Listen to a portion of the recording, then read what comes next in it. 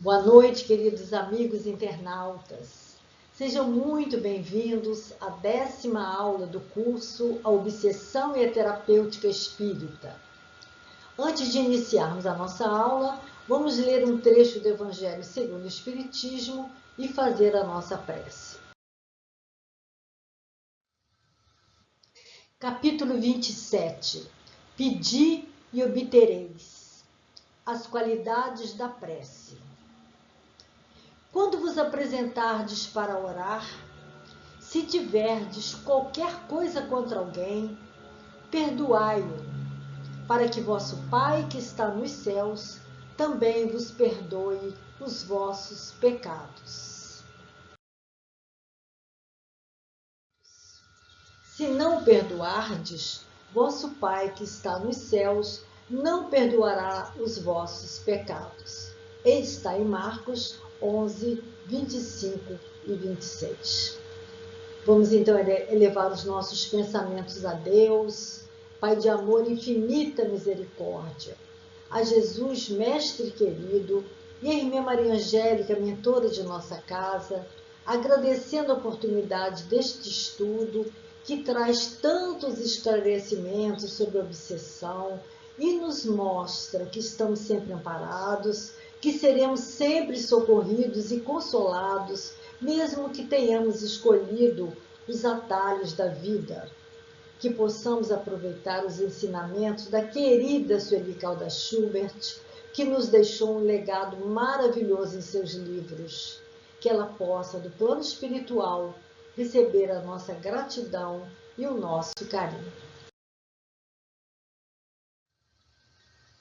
Estamos na segunda parte do livro Obsessão e Desobsessão.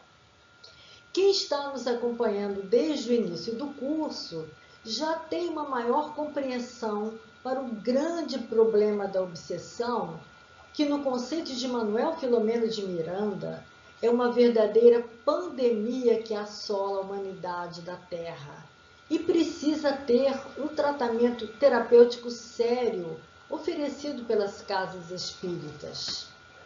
Sabemos que todo problema tem solução, toda doença tem cura, toda epidemia tem vacina.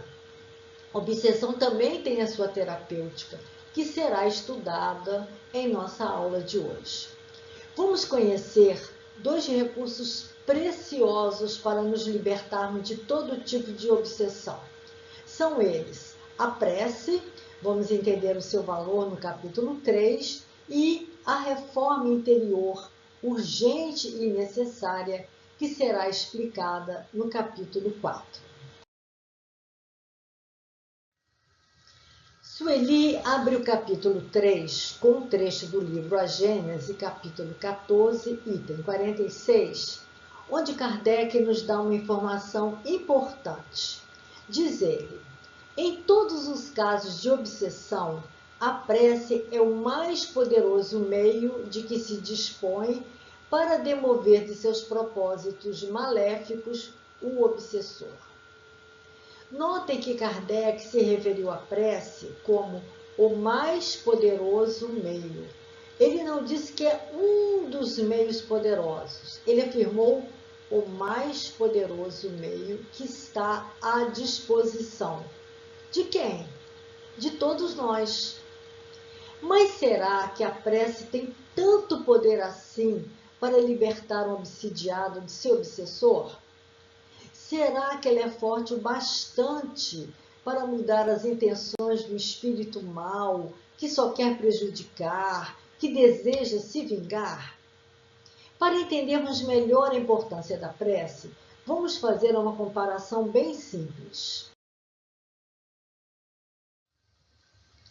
Quem é que nós procuramos quando ficamos doentes? O médico, de preferência o especialista na área da nossa enfermidade, certo? Quais são os primeiros procedimentos de uma consulta? O médico faz o diagnóstico, analisa os sintomas para descobrir as causas da doença, depois prescreve o tratamento mais adequado. Ele passa a receita e, dependendo do caso, Também complementa com algumas recomendações, como mudar o hábito alimentar, fazer dieta, praticar exercícios físicos, caminhar. Mas o que acontece se o paciente não segue a receita? Resolve não tomar um remédio, não faz a dieta, continua uma vida sedentária. Além de não melhorar, ele pode até piorar. De quem é a culpa se ele continuar doente? Do médico? Claro que não. A culpa é do paciente. Assim acontece também com os doentes da alma. Muitos procuram a casa espírita em busca de auxílio para suas angústias, dores, aflições, perdas. São recebidos no atendimento fraterno pelos médiuns, que depois de analisar o seu caso, passam as orientações para serem seguidas. Por exemplo, cultivar o hábito da prece, fazer o culto do evangelho no lar, assistir às palestras, os cursos, participar do tratamento espiritual online. São muitas as ferramentas para mudar o campo mental das pessoas que estão angustiadas e aflitas, para que elas possam fortalecer a fé em Deus, renovar as esperanças, entrar em sintonia com os benfeitores e receberem as inspirações do plano espiritual. Se estiverem com problema de saúde, fazendo tratamento médico, devem continuar, pois o tratamento espiritual não substitui o tratamento clínico. Acontece que muitos saem do atendimento fraterno desapontados, pois pensavam que os médiuns lhes dariam a solução pronta, iriam resolver seus problemas como num passe de mágica. Acham que só as preces feitas pelo presidente da casa espírita, pelos médiuns, é que vão funcionar. Alguns até comentam, mas eu não sei orar. A minha prece não faz efeito. Quando eu começo a orar, dali a pouco estou distraído, pensando em outra coisa. Não consigo me concentrar. Vamos então voltar à pergunta do slide anterior. Quem é que precisa tomar o remédio? O médico ou o paciente? E quem é que precisa seguir a orientação do atendimento fraterno? O atendente ou o atendido? O atendido.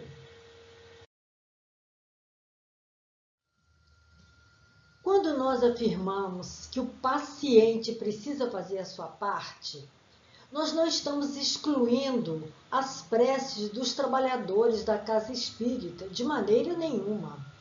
As preces ajudam, sim, e muito.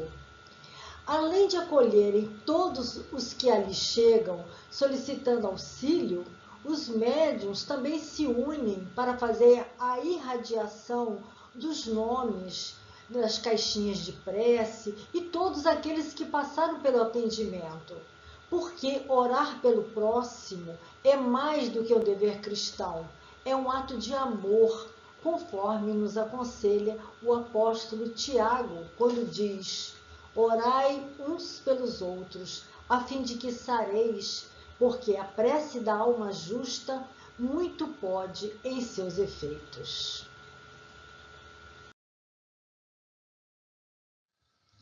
Jesus também dizia que onde estiverem 2 ou 3 reunidos em meu nome, aí estou eu no meio deles. Está em Mateus 18, 20. Com esta afirmativa, Jesus quis demonstrar o efeito da união e da fraternidade. Então, não importa o número maior ou menor das pessoas reunidas orando. Jesus poderia dizer que em lugar de 2 ou 3, seriam 10 ou 20.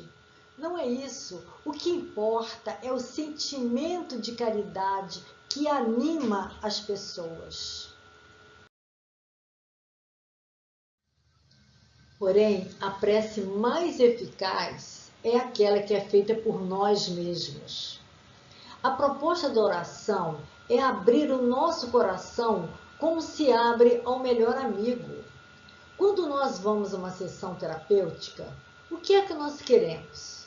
Contar o que vai no nosso íntimo, na certeza de que alguém está ali para nos ouvir, mas não somente para nos ouvir, também para nos indicar o melhor caminho a seguir, uma nova forma de pensar, de lidar com os nossos problemas.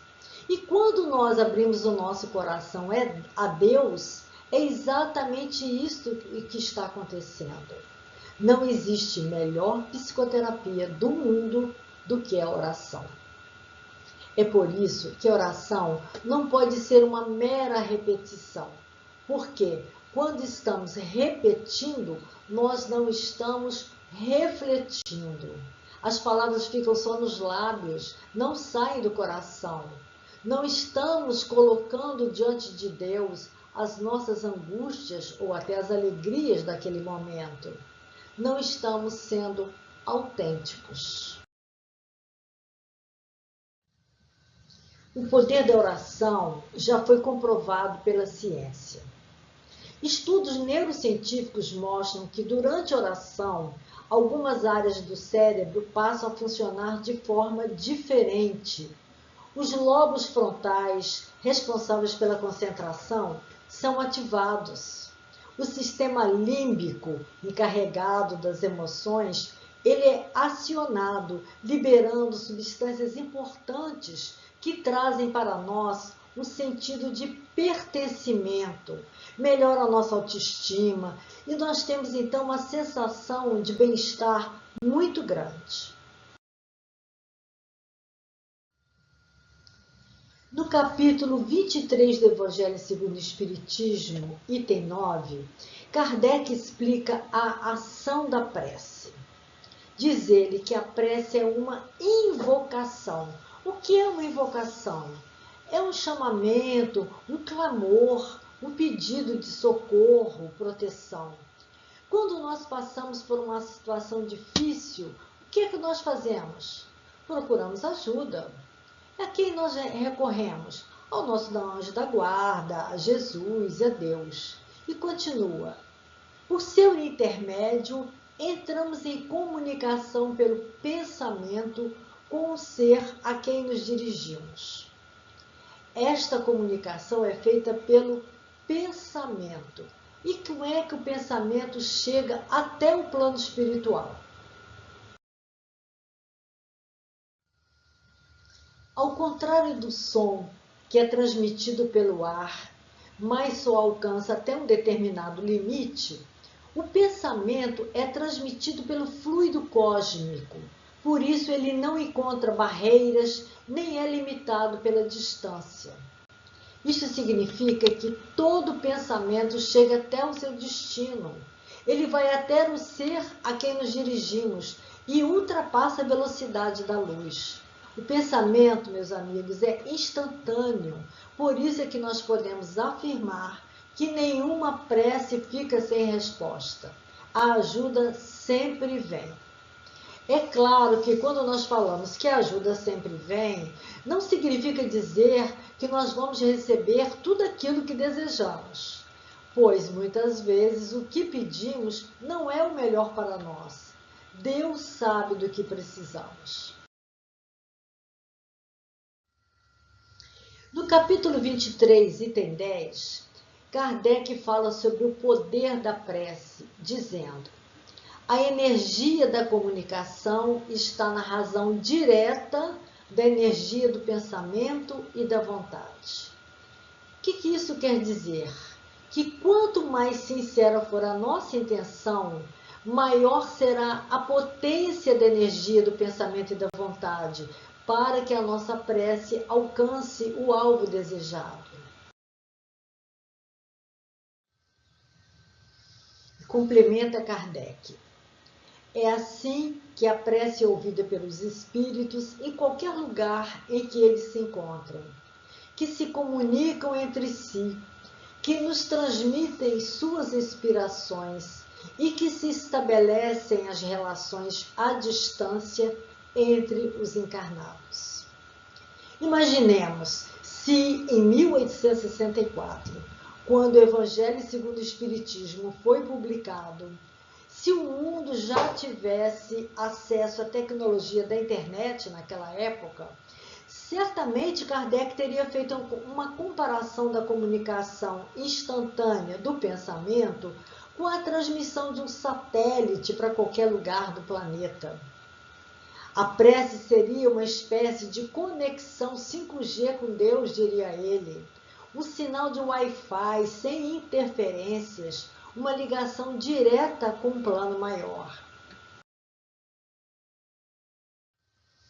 Então, a ação da prece é uma verdadeira terapêutica da obsessão, como bem explica Kardec no item 11 deste mesmo capítulo. Diz ele: pela prece, o homem atrai para si o concurso dos bons espíritos, que vêm sustentá-lo nas suas boas resoluções e inspirar-lhe bons pensamentos. Desta forma, ele adquire a força moral necessária para vencer as dificuldades e retornar ao caminho certo se dele tivesse afastado, desviando assim os males que atrairia pelas suas próprias faltas. É importante lembrar que, se por um lado os nossos benfeitores nos fortalecem para vencermos as dificuldades, superarmos as más inclinações e retornarmos ao caminho do bem, por outro lado, eles também respeitam o nosso livre-arbítrio, não interferem em nossas escolhas. Nada é imposto, tudo é proposto.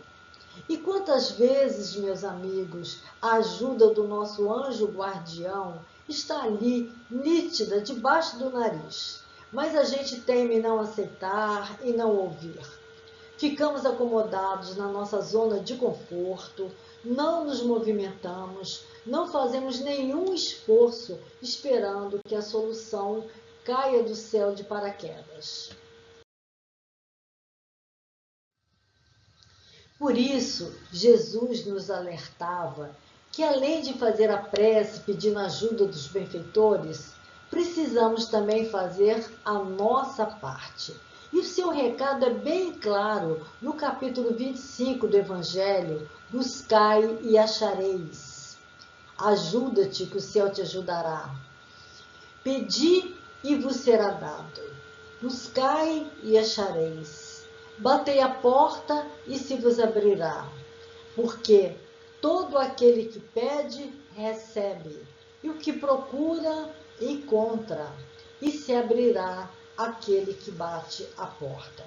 Está em Mateus, capítulo 7, de 7 a 11.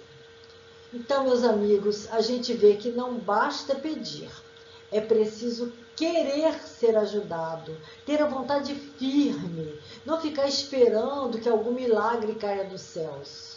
É preciso fazer um esforço, buscar a solução para os nossos problemas.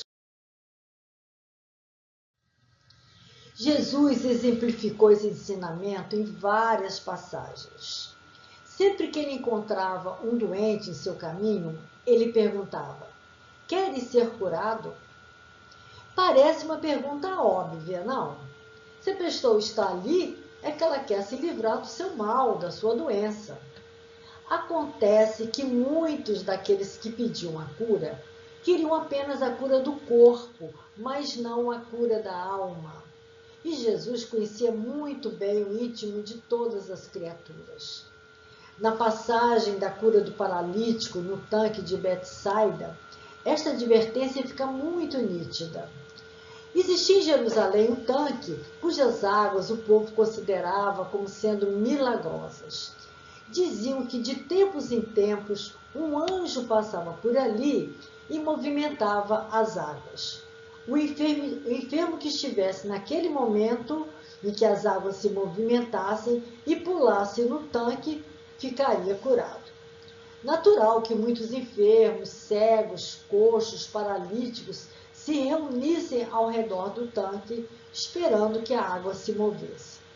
Então, um dia Jesus passou por lá e, tomado de compaixão pelo mais enfermo dos doentes, o homem que estava paralítico há 38 anos, dirige-se a ele e lhe pergunta: queres ser curado?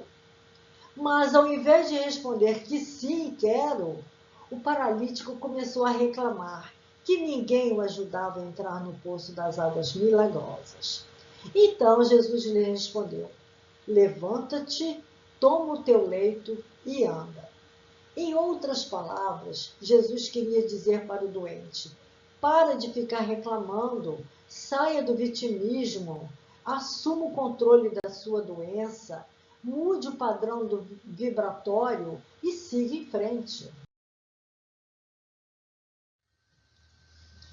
Naquele mesmo dia, mais tarde, Jesus encontrou-se no templo com um paralítico que ficou curado e lhe aconselhou: não peques mais, isto é, não voltes a errar, para que não te suceda coisa pior.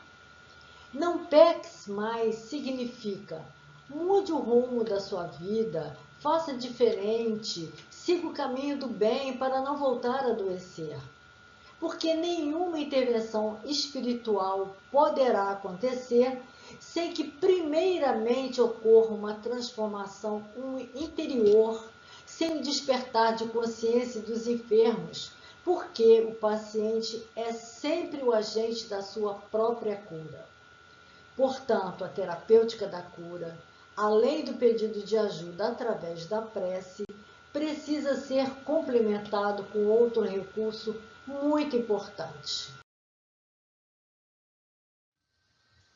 a reforma interior, que é apresentada no capítulo 4. Isso ele inicia este capítulo com a questão 479 de O Livro dos Espíritos, onde Kardec pergunta: a prece é meio eficiente para a cura da obsessão? Será que somente com a prece conseguiremos nos libertar de toda e qualquer obsessão? Resposta: a prece é em tudo um poderoso auxílio. Mas não basta murmurar algumas palavras para se obter o que deseja. Deus assiste aos que agem, não aos que se limitam a pedir. É, pois, indispensável que o obsidiado faça, por sua parte, o que se torne necessário para destruir em si mesmo a causa da atração dos maus espíritos. Então, aqui nós vemos que a prece é importante, sim, mas a cura só vai acontecer se o obsidiado destruir a causa da sua obsessão, sair da sintonia que atraiu os maus espíritos. Caso contrário, eles ou outros obsessores voltarão, porque encontrarão as brechas e entrarão na sintonia. É preciso olhar para dentro de si, fazer o autoconhecimento, retirar as mágoas, as culpas, ódios, complexos de inferioridade, irritações, orgulho e egoísmo, que são a causa de todos os males. Portanto, cuidar apenas dos efeitos não é suficiente. É preciso atacar a causa, curar o mal pela raiz. Quem é que causou o problema? Quem foi que atraiu os maus espíritos? O obsidiado. Logo, o combate é contra si mesmo e não contra o outro. O doente da alma precisa demonstrar ao seu algoz que se transformou para melhor, que não comete mais os erros da vida passada, que mudou a sua rota, que já está no caminho do bem. Reforma íntima, então, significa mudar os velhos hábitos dos vícios e das paixões, do orgulho e do egoísmo, seguir por uma nova rota, fazer boas escolhas, sair dos atalhos e pegar a estrada reta da paz e da serenidade. Mas a pergunta é fácil mudar de rumo? É fácil destruir o homem velho e se transformar no homem novo? Não, não é nada fácil, porque mudar dá trabalho. Não se consegue mudar de uma hora para outra as imperfeições morais que se carrega por anos, séculos até. Esta é uma dificuldade comum, tanto para o obsidiado quanto para o obsessor. São hábitos de ódio, revolta, vingança e egoísmo que foram cultivados durante séculos, e estes hábitos só se transformarão no momento em que, cansados de sofrer e de se machucar, forem conquistados pelas forças do bem e do amor. Afirma então Sueli: nas almas em conflito, que se debatem no emaranhado de compromissos do pretérito, mais difícil se torna a assimilação de novos hábitos que modifiquem conceitos e sentimentos. Um dos mais belos exemplos de resgate de débitos do passado pela reforma íntima do perseguido, que conquistou seu perseguidor graças à sua ascendência moral, está narrado no livro O Semeador de Estrelas, onde Sueli Caldas Schubert nos traz alguns fatos marcantes da vida de Divaldo Pereira Franco. Ela nos conta o caso do Máscara de Ferro. Este caso também é apresentado no filme Divaldo, Mensageiro da Paz. Quem não assistiu no cinema pode ver no Netflix. Divaldo veio nessa encarnação com a bela e grandiosa missão de divulgar a doutrina espírita pelos 4 cantos do mundo, através de palestras e de psicografia de livros da sua mentora Joana de Ângeles, de Manuel Filomeno de Miranda, entre outros espíritos. E desde cedo, por conta da sua mediunidade ostensiva, Divaldo estava acostumado a conviver com os habitantes do mundo espiritual. E ele via nitidamente não apenas os bons espíritos, mas também espíritos inferiores. Um destes espíritos o seguia desde a sua infância. Fazia-lhe ameaças e tentava dominar a sua mente com ideias perniciosas. Este espírito que o perseguia era um sacerdote que foi seu companheiro em 2 encarnações anteriores. Ele estava revoltado porque Divaldo não seguia mais a Igreja Católica na mesma linha de domínio e poder de outros tempos. Este espírito estava cristalizado naquele pensamento arcaico e não podia admitir que o espiritismo estivesse acendendo archotes de fé, como ele mesmo disse, por onde fosse divulgado, conquistando assim corações, iluminando consciências. Então, para amedrontar Divaldo, ele se mostrava com a aparência de um personagem do filme Máscara de Ferro. Ainda na adolescência, Divaldo, que desconhecia o mecanismo do processo obsessivo, mas trazia algumas matrizes do seu passado, certo dia ele foi conduzido sob hipnose até a praia e já ia entrando no mar. Ele não sabia nadar.